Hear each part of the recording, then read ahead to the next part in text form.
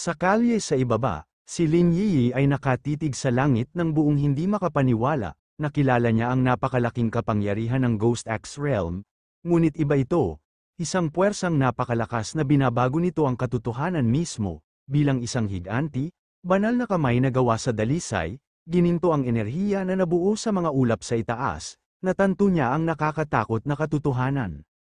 Ito ang kapangyarihan ng maalamat na Spirit Creation Realm, ang pagkaunawa na ang isang pioneer ng gayong hindi kapani-paniwalang lakas ay nabubuhay sa tabi niya ay nagpadala ng isang alon ng pagkabigla at takot sa kanya, ang napakalaking paggulong ng enerhiya ay hindi napapansin. Ilang milya ang layo, sa isang high-tech na command center, ang mga pulang alarma ay umalingaw-ngaw habang ang mga technician ay nag-aagawan, isang agarang babala ang bumungad sa kanilang mga screen, ang halaga ng anomalya ay umabot sa antas ng sakuna na 79. Ang lokasyon nito ay itinuro sa timog silangan ng lungsod, isang opisyal at si Su Qingying ang nag-react na may alarma, hiniling ng opisyal na malaman kung ano ang nangyayari, na iniutos ang lahat ng mga unit sa target na lugar. Nagtataka si Su Qingying kung paanong ang napakalakas na anomalya ay hindi natukoy, na binanggit na ang pagbabasa ng enerhiya sa ganitong laki ay sapat na malakas upang sirain ang isang buong lungsod, bago ang isang holographic na mapa ng lungsod. Ang mga pinuno ng militar ay nagsagawa ng isang tense na emergency meeting, pinagtatalunan nila ang dalawang nakakatakot na posibilidad. Alinman sa isang bagong, makadiyos na espiritong lumikha ng pioneer na kakalabas lang, o ang lungsod ay nasa bingit ng isang napakalaking sakuna, iminungkahi ng isang malungkot na opisyal na maaaring ito ay pareho. Lumaki ang sitwasyon habang ang matataas na opisyal ay galit na tumawag sa punong tanggapan, na hinihiling na ipadala nila ang lahat ng mga advanced na equipment at resource. Naputol ang kanyang pagkasindak, gayunpaman, nang isang subordinate ang pumasok sa silid, humihingal na ibinalita na ang alerto ay nakansela, ang anomalya ay nakilala hindi bilang isang halimaw, ngunit bilang isang pioneer na sumasailalim sa isang promosyon, bumalik sa rooftop. Ang nakakabulag na gininto ang liwanag ay kumupas habang si Fang Yi ay nagpakawala ng tahimik na hininga ng kaganhawahan. Kumpleto na ang breakthrough, casual niyang nabanggit na matagumpay niyang naabot ang 1-star Spirit Creation Realm, bukod sa mas magaan at maliksi ang kanyang katawan, wala siyang naramdamang makabuluhang pagkakaiba sa kanyang hilaw na kapangyarihan. Naputol ang kanyang katahimikan nang tumunog ang kanyang telepono na may bagong mensahe. Galing ito sa kaibigan niyang si Wang Liang. Ang mensahe ay isang babala. Isang bagong anomalya ang lumitaw sa palaruan ng Chingcheng University. Kinumpirma ng mga panloob na source ng militar na ito ay isang pollution zone, at mas nakakabahala, ito na ang pangalawang beses na nangyari ang partikular na anomalya na ito. Nag-text pabalik si Fang Yi, sinasabing alam niya ang tungkol sa nakaraang heat anomaly. Kinumpirma ni Wang Liang na ito nga ang parehong anomalya. Bumalik na naman, at pabirong nagbabala kay Fang Yi na huwag sabihin kanino man na siya ang source ng intel, matapos biruin ni Fang Yi na irereport niya ito. Nagseryoso ang tono ni Wang Liang, sinabi niya kay Fang Yi na nag-aalala talaga siya para sa kanyang kaligtasan at hinimok siyang mag-ingat. Ibinaba ni Fang Yi ang kanyang telepono, ang kanyang ekspresyon ay nag-aalala. Ang babala ng kanyang kaibigan ay kinumpirma lamang ang kanyang sariling diskarte. Ito mismo ang dahilan kung bakit naging maingat siya sa kanyang pakikitungo sa militar at sa asosasyon. Alam niya na ang pagiging masyadong kilala ay maaaring magdulot ng hindi gustong gulo, kaya naman sinadya niyang panatilihing sekreto ang kanyang makapangyarihang katangian ng Young Flame at ang kanyang Crimson Flame Blade Technique, sila ang kanyang mga nakatagong alas. Nag-type siya ng huling tugon sa kanyang kaibigan, na tiniyak na huwag mag-alala. Mag-iingat siya. At mayroon pa siyang trump card na natitira upang laruin. Binuksan ni Lin Yi ang pinto ng apartment. Ibinalita na nakabalik na siya. Nang makita si Fang Yi sa sopa, tinanong niya kung kumain na ba ito. Inalok sa kanya ang bag ng takeout na dala niya. Naaga ang atensyon niya sa kanyang telepono, sinabihan lang siya nito na iwanan ito sa mesa at kukunin niya ito mamaya. Habang pinagmamasdan siya, bumalatay sa mukha niya ang pag-aalala at bahagyang pagkadismaya. Sa isip niya, naisip niya ang ugali ng kanyang pinsan. Nakita niya siya bilang isang perpektong mabuting tao, ngunit may isang malaking depekto, ang kanyang catamaran, tila kontento na lang siyang manatili sa bahay maghapon na naglalaro sa kanyang telepono, hindi man lang nag-abala sa pag-aaral sa kolehiyo. Kabalintunaan niya na habang siya at ang kanyang mga kapwa pioneer ay palaging abala, naghahanap ng mga pagkakataon at itinatago ang kanilang tunay na pagkakakilanlan. Ang kanyang pinsan ay namuhay ng walang pakialam, tila walang layunin. Dahil sa pagod, pumunta siya sa kanyang kwarto at pabagsak na humiga sa kanyang kama. Alam niya na ang balita tungkol sa hindi kapani-paniwalang spirit creation pioneer na kalalabas lang sa kanilang distrito ay kakalat na parang apoy. Nakaramdam siya ng tungkulin. Napagpasyahan niya na kapag dumating ang oras, poprotektahan niya ang kanyang tila walang kaalam-alam na pinsan bilang isang paraan ng pagbabayad sa kanya. Samantala, si Fang Yi ay hindi lamang naglalaro sa kanyang telepono, sinusuri niya ang ulat ng balita mula kay Wang Liang, na nagpakita ng isang napakalaking, nagngangalit na apoy sa palaruan ng unibersidad. Nabanggit niya na ang unang anomalya ay matinding init, at ngayon ay sunog na. Iniisip niya kung ito ay isa pang anyo ng katangiang Yang. Ipinakita sa video na nagsimula ang apoy ng napakabilis at nagniningas na may kakilakilabot na tindi. Ang mga komento sa online mula sa mga saksi ay nagpahayag ng pagkabigla, kung saan ang ilan ay nagtataka kung ang mga espesyal na puwersa ay tinatawag na ngayon para sa mga simpleng sunog. Binanggit din sa ulat na nasunog ang lahat ng nakapaligid na puno at flower bed at tuluyan ng nakalock ang lugar. Napansin ni Fang Yi na ang video ay maikli at biglang natapos, ngunit malinaw na ang sitwasyong ito ay mas seryoso kaysa sa nakaraang insidente sa unibersidad. Iniisip niya kung ano ang magiging kakaiba sa bagong katangian na ito. Napagtantong kailangan niyang mag-imbestiga ng personal. Alam niyang para makapasok sa selyadong lugar, kailangan niyang makipag-ugnayan sa kanyang bagong kakilala sa militar, si Jiro Yan. Kinabukasan, isang pulutong ng mga reporter ang nagtipon sa labas ng selyadong tarangkahan ng Chingcheng University, na hinarangan ng isang linya ng mga sundalo. Sumigaw sila ng mga tanong, humihingi ng kumpirmasyon tungkol sa mga alingaw-ngaw ng isang sunog na hindi maapula, at hinihiling na malaman kung bakit ang isang insidente na ganito ang laki ay hindi naiulat sa balita. Habang pinipilit ng mga reporter ang mga sagot, dumating sina Jiro Yan at Fang Yi. Ang mga tao ay nanunood, nagtataka kung sino ang dalawang kahangahangang figure na ito habang ang mga sundalo ay agad na nagbukas ng mga tarangkahan, pinapayagan silang makadaan ng walang tanong, naiwan ang mga reporter sa labas. Nalilito kung paano sila nakapasok ng ganoon kadali nang sila ay tuluyang nakaharang. Sa loob ng cordoned off area, tumingin sila sa mga nagbabagang guho ng palaruan ng unibersidad. Binanggit ni Fang Yi ang lubos na mapangwasak na kapangyarihan. Nagtatanong kung ito ba ang Skyfire na naririnig niya. Kinumpirma ni Jiro Yan na iyon ang opisyal na pangalan nito. Ipinaliwanag niya ang nakakatakot nitong kalikasan, lumilitaw ito ng walang babala, imposibleng patayin, at kailangan lang hayaang masunog ang sarili nito hanggang sa maging abo ang lahat ng gusto nito. Ang pangalan, aniya, ay lubhang angkop. Matapos ang paunang pagtingin, sinabi ni Jiro Yan kay Fang Yi na kailangan niyang pumunta sa opisina ng principal at tinanong kung hihintayin siya nito. Sinabi niya sa kanya na magpatuloy, sinabing magiging maayos siya doon. Mag-isa, naglakad si Fang Yi sa gilid ng nawasak na lugar, na ngayon ay hinarangan ng yellow tape. Lumuhad siya at hinawakan ng sunog na lupa, sinusuri ang eksena, napansin niya na malamig na ang lupa, at ang mas mahalaga, walang natitirang spiritual power mula sa Skyfire. Napagtanto niya nang may kaunting pagkadismaya na nangangahulugan itong hindi niya makokolekta ang attribute nito. Masyadong simple ang kanyang plano, biglang naantala ang kanyang mga iniisip ng may pamilyar na boses na tinawag ang kanyang pangalan. Tumingala siya at nakita ang kanyang ex-girlfriend, si Qiu Qingli, na nakatayo sa mga hagdan malapit doon kasama ang isang kaibigan.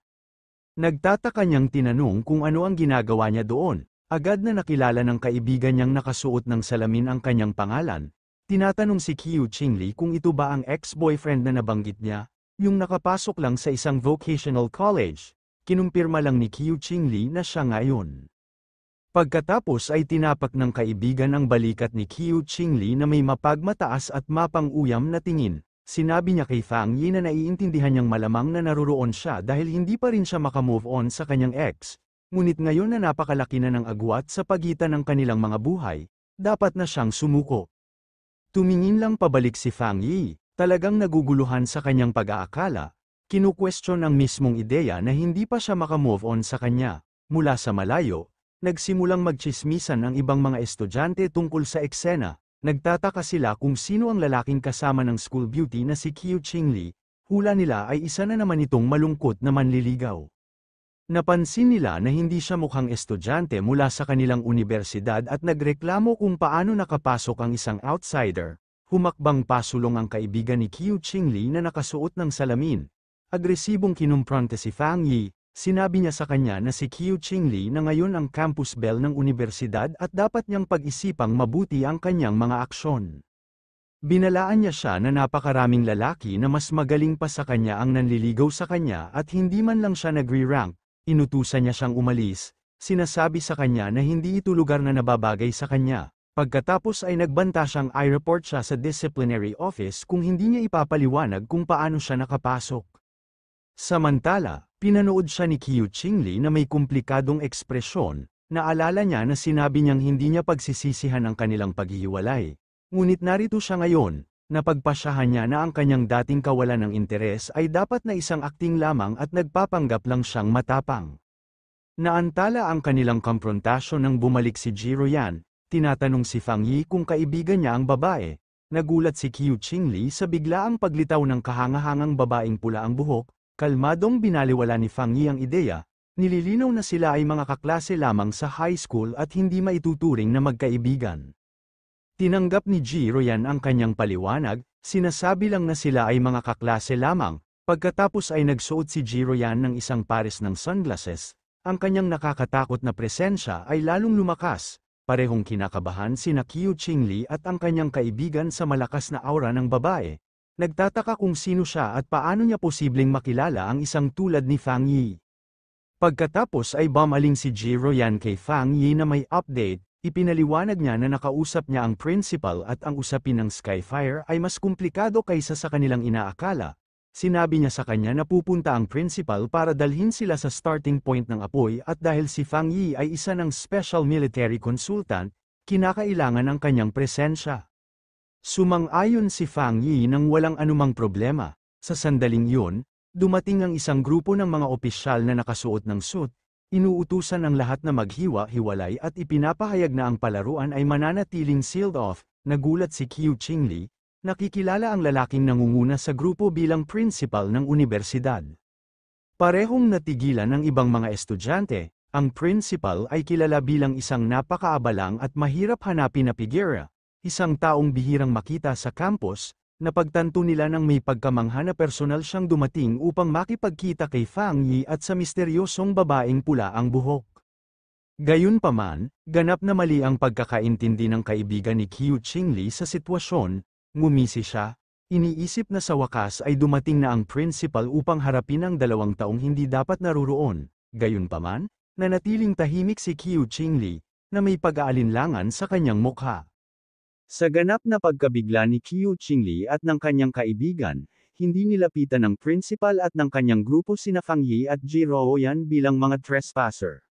Sa halip, direktang lumapit ang matandang principal kay Fang Yi at binati siya ng isang mainit at magalang na handshake. Tinawag niya si Fang Yi bilang konsultant na ipinakilala ni Jiroyan. Ipinapaliwanag kung gaano siya nag-alala tungkol sa mga kamakailang anomalya ng paaralan at ang kaligtasan ng mga estudyante. Ipinahayag niya ang kanyang matinding pagka-relief na dumating sila upang malutas ang sitwasyon. Sa isang mas nakakagulat na pagpapakita, bahagyang yumuko ang principal kay Fang Yi, formal na ipinagkakatiwala sa kanya ang buong usapin ng palaruan. Mula sa kinatatayuan niya, tanging si Qiu Qingli ang nakapanood. Nananlalaki ang mga mata sa ganap na kawalan ng paniniwala habang ang buong pananaw niya sa kanyang ex-boyfriend ay nabasag sa isang iglap. Pagkatapos ay kumilos ang security ng principal upang isecure ang lugar, bumubuo ng isang human barrier at inuutusan ang lahat ng walang kaugnayan na tao na umatras. Habang itinutulak palayo ang karamihan ng mga estudyante, kasama na si Qiu Qingli, nagbubulungan sila sa pagkalito. Hindi maintindihan kung bakit yumuyuko ang kanilang respetadong principal sa isang napakabatang lalaki. Naligaw sa karamihan, nakinig si Qiu Qingli habang nagbabago ang mga opinyon ng mga estudyante sa paligid niya.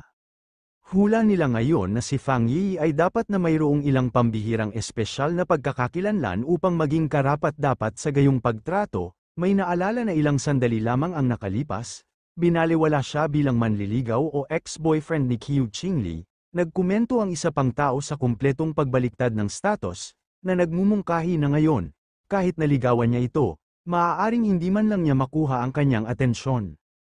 Ang panghuli at nakakasakit na realisasyon ay nanatili habang napansin ng karamihan na sa buong palitan, hindi man lang tumingin o kinilala ng binata ang campus belle, na iniiwan siyang nakatayo ng mag-isa at ganap na binabalewala. Sa hilagang distrito ng Universidad ng Chengcheng, dinala ng punong guro sina Fang Yi at Ji Royan sa lugar ng anomalya. Ipinaliwanag niya ang mga pangyayari, simula sa insidente ng ginintoang araw, na inaasahan niyang katapusan na ng kanilang mga problema. Gayunpaman, ilang gabi na ang nakalipas, nagkaroon ng sunog sa isang palaruan, isang sunog na napakalakas na kahit ang departamento ng bumbero ay hindi ito mapatay. Nagpapasalamat siya na nangyari ito sa gabi nang walang mga estudyante sa paligid, na nagpapahintulot sa kanila na agad na isara ang lugar. Ipinagpatuloy ng punong guro, na mas sumeryoso ang mukha, bagamat ang isang sunog ay maaaring isang pagkakataon lamang, sinundan ito ng mga sunog sa dalawa pang palaruan. Sinabi niya na personal niyang nakita ang isang pulang-pula na apoy na bumaba mula sa langit at lumutang sa ere, isang malinaw na senyales ng isang sobrenatural na pangyayari. Sinabi niya sa kanila na habang ang ibang mga sunog ay kalaunan ding napawi, may isa pa ring natitira. Habang papalapit sila sa huling lokasyon, napansin ni Fang Yi ang matalim at nakakasakal na amoy ng isang bagay na nasusunog. Dumating sila sa isang basketball court kung saan isang ring lamang ang nasusunog na may nagngangalit at walang hanggang apoy. Kinumpirma ng punong guro na ito ang panimulang punto, ang nag-iisang apoy na hindi basta-basta mapapatay. Habang pinapanood nila ang anomalya, sinuri ni Ji Royan ang isang aparato sa kanyang pulso, na nagpakita ng pagbasa na 11. Ipinaliwanag niya kay Fang Yi na ito ay isang pangunahing detector ng espiritual na anomalya. Nilinaw niya na ang anumang pagbasa na higit sa 10 ay itinuturing na isang sakuna para sa mga ordinaryong tao, na nangangailangan ng kumpletong lockdown. Bigla, nagsimulang kumislap at tumunog ng malakas ang aparato, na ang pagbasa ay tumaas hanggang 60. Napabulala si Ji Royan sa pagkabigla sa kung gaano kataas ang halaga. Sa gulat, binalaan niya ang punong guro na kung patuloy na tumaas ang enerhiya, hindi lamang ito makakaapekto sa unibersidad, kundi sa buong lungsod. Ipinahayag niya na kailangan nilang agad na magpadala ng isang elite squad ng mga pioneer upang pigilan ang banta. Bago pa man nila maisegawa ang plano, gayunpaman, kumilos si Fang Yi sa kanyang sariling mga kamay, nang walang salita. Lumundag siya sa ibabaw ng chain link fence, na binabaliwala ang no entry sign at dumiretso sa apoy. Agad siyang natakpan ng matinding apoy, habang nanunood sina Ji Royan at ang punong guro sa pagkabigla. Sa eksaktong sandaling iyon, tumalon muli ang pagbasa sa aparato ni Ji Royan, na nagpapakita ngayon ng isang hindi kapani-paniwalang 110. Sumigaw siya na ang anomalya ay na-upgrade na sa S-level. Ang punong guro, na natataranta, ay nagtanong kung ano ang dapat nilang gawin ngayon na nasa loob si Fang Yi. Tanging ang pagtitig lamang ang nagawa ni Ji Royan sa apoy, na tinatanong ang kanyang kapusukan at nagbubulungan na kahit ang pinakamalakas na sundalo mula sa Forbidden Zone ay hindi mangangahas na pumasok sa isang mapanganib na lugar ng mag-isa. Sa loob ng apoy, gayunpaman, si Fang Yi ay nakatayo ng walang anumang pinsala, ang kanyang silweta ay kalmado laban sa nagngangalit na apoy. Alam niya na kung paanong ang kanyang yang attribute ay nagprotekta sa kanya mula sa Divine Thunder, maaari rin siyang protektahan mula sa Skyfire na ito. Ngunit mabilis niyang natagpuan ang isang malaking problema. Habang pinoprotektahan siya ng kanyang kapangyarihan, pinipigilan din siya nito na hawakan ang mismong pinagmulan ng apoy, na nangangahulugang hindi niya maaaring i-activate ang kakayahan ng kanyang sistema upang lumikha ng isang bagong pamamaraan. Napagtanto na ang kanyang protection na aura ay parehong tulong at hadlang. Alam ni Fang Yi na kailangan niyang makarating sa pinagmulan ng apoy. Pinanood niya habang ang apoy ay bumabalot sa basketball hoop tulad ng isang malaking nag-aapoy na dragon, na nauunawaan na kailangan niyang makarating sa puso nito. Nang walang pag-aalinlangan, naghanda siyang harapin ang apoy ng harapan, habang ang nag-aapoy na dragon ay sumugod patungo sa kanya na may mabangis na dagandong. Sa isang napakadelikadong hakbang, sadyang pinatay niya ang kanyang ginintoang araw na proteksyon na aura, na iniiwan ang kanyang sarili na ganap na mahina, agad na sumugod ang Skyfire, na tinatakpan ang kanyang katawan sa isang bagyo ng hilaw at naglalagablab na enerhiya. Nagngit-ngit siya ng kanyang mga ngipin laban sa matinding sakit habang sinusunog siya ng apoy. Ngunit ipinilit niya ang kanyang kamay pasulong, na determinado na hawakan ang core ng anomalya. Gumana ang kanyang sugal. Sa sandaling hinawakan ng kanyang kamay ang pinagmulan, nag-activate ang kanyang sistema, na kinumpirma na nakita nito ang malakas na pagbabago ng Skyfire attribute. Sa kabila ng sakit, isang determinadong ngisi ang kumalat sa kanyang mukha. Namangha siya sa kapangyarihan ng Skyfire, na napansin na ang kalooban nito ay mas malakas pa kaysa sa Desolation attribute na nakuha niya kamakailan. Sa matinding determinasyon, ipinahayag niya na kanyang sipsipin ang kapangyarihang ito anuman ang halaga. Sinimulan ng sistema ang huling kalkulasyon nito, na matagumpay na pinagsama-sama ang bagong datos. Sa isang nagtatagumpay na ngisi, alam niyang nagtagumpay siya. Lumitaw ang isang bagong window ng sistema, na nagpapahayag ng kanyang gantimpala. Nakuha niya ang Skyfire attribute technique, ang Nine Dragon Skyfire Sealing Art, isang kapangyarihan na idinisenyo upang puksain ang kasamaan at isara ang lahat ng mga demonyo. Habang pinagkadalubhasaan niya ang bagong kakayahan, ang dating ligaw na apoy ay naging mga extension ng kanyang kalooban, na bumabalot sa kanyang braso tulad ng isang maamong dragon. Kinumpirma ng sistema na ang pinagsama-samang pamamaraan ay naka-unlock na ngayon at handa na para sa agarang paggamit. Habang itinuon niya ang kanyang kalooban, sinimulan niya ang huling proseso ng pagkuha ng mismong Skyfire attribute, na sinisipsip ang esensya nito ng direkta sa kanyang pagkatao. Ang kanyang mga mata ay nagsimulang magningning na may naglalagablab na pulang ilaw habang lumilitaw ang mga nag-aapoy na marka sa kanyang mukha, isang pisikal na tanda ng kanyang bagong kapangyarihan. Habang nakatiklop ang kanyang mga kamay sa isang selyo at ang kanyang mga mata ay nagliliyab sa pulang enerhiya, naghanda siyang ilabas ang kanyang bagong tuklas na kakayahan, na tinatawag ang pangalan ng Nine Dragon Skyfire Sealing Art. Habang inilalabas ni Fang Yi ang kanyang bagong kapangyarihan, malalaki at nagniningning na pulang tanikala ang sumabog mula sa kanyang likod, na humahampas sa apoy. Sa labas ng bakod, nanunood sina Jiroyan at ang punong guro na may pagkamangha. Agad na nakilala ni Jiroyan ang energy signature, na kinilala ito bilang isang sealing aura. Naalala niyang nakita ang isang high-level military pioneer na nag-seal ng isang forbidden land noon. Bagamat iba ang kanilang mga pamamaraan, ang makapangyarihang sealing aura ay hindi may kakaila na magkatulad. Sa isang utos na lumiit, iniutos ni Fang Yi sa mga tanikala na umatras. Humila sila papasok ng may napakalaking puwersa, na tinitipon ng lahat ng ligaw na Skyfire at pinipiga ito sa isang solong, mahigpit na nakatali na orb ng purong enerhiya, lumulutang sa hangin. Hawak ni Fang Yi ang nakatanikalang bola ng apoy, na kumpleto na ngayon ang proseso ng pagsil. Ang selyadong orb ng apoy ay marahang lumutang pabalik patungo sa basketball hoop. Damapo ng elegante si Fang Yi at ipinaliwanag ang sitwasyon sa punong guro at kay Jiroyan. Sinabi niya na pansamantala niyang nasil ang Skyfire at sinabi sa kanila na huwag ay unseal ang palaruan o payagan ng sinuman na malapit dito para sa pagkukumpuni. Ito, paliwanag niya, ay pipigilan kahit papaano ang apoy na kumalat pa. Agad na sumang-ayon ang punong guro, na tinitiyak sa kanya na mananatiling selyado ang palaruan, at idinagdag na hindi ito problema dahil ang unibersidad ay may 7 o 8 iba pa. Si Jiroyan, gayunpaman, ay pinanood si Fang Yi na may tahimik at matinding tingin, na mahirap basahin ang kanyang ekspresyon. Ang punong guro, na labis na humanga, ay nagkomento kung gaano nakakatawa si Fang Yi at nag-alok ng anumang karagdagang tulong na maaaring kailanganin niya. Si Jiroyan, gayunpaman, ay sumabat, na sinasabi sa punong guro na kailangan niyang makipag-usap kay Fang Yi tungkol sa ilang bagay. Masayang nagpaalam ang punong guro, na iniiwan silang dalawa na mag-isa. Nang makaalis na siya, bumaling si Jiroyan kay Fang Yi, na ang tono ay direkta at seryoso. Sinabi niya sa kanya na itinago niya ng napakahusay ang kanyang tunay na kalaliman. Sinubukan ni Fang Yi na pagtakpan nito ng casual, na sinasabi na ang Skyfire ay talagang makapangyarihan at mahirap harapin. ngunit nakita niya ang kanyang pagkukunwari.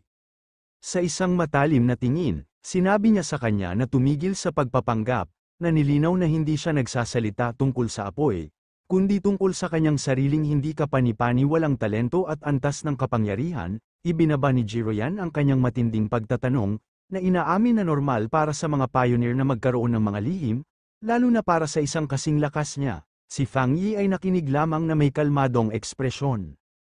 Pagkatapos ay nagbago ang kanyang tono, na naging mas seryoso at taimtim. Ipinaliwanag niya na bagamat wala siyang karapatang magtanong sa kanya ng anuman, umaasa siya na makikinig siyang mabuti. Iginuhit niya ang isang madilim na larawan ng isang hinaharap na mundo sa kaguluhan, isang panahon ng malaking pagbabago kung saan desperadong kakailanganin ng bansang Xia ang mga nangungunang talento na tulad niya. Inilagay niya ang kanyang potensyal sa malinaw na pananaw, na sinasabi sa kanya na sa sandaling ganap na manumbalik ang espiritual na enerhiya, ang isang tao na may kanyang kapangyarihan ay magiging kasing halaga ng isang modernong panahong sandatang nuclear. Dahil dito, babala niya, ang bawat pangunahing kapangyarihan, mula sa iba't ibang military forbidden zone hanggang sa Spiritual Energy Association, ay magmamadaling kunin siya. Sinabi niya sa kanya na maging handa para sa mga high-level na opisyal na personal na magbigay sa kanya ng mga imbitasyon na may hindi kapanipani walang mapagbigay na alok.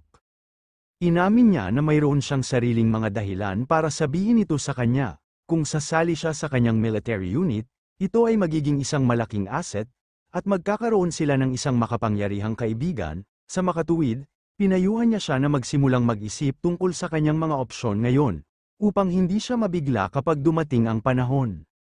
Si Fang Yi, gayunpaman, ay tahimik sandali bago magtanong ng isang kakaibang tanong. Nagtanong siya kung bakit tila nag-aalangan sina Jiroyan at Wang Liang na kunin siya para sa kanilang sariling forbidden zone, na kumikilos pa nga na para bang hindi siya karapat-dapat.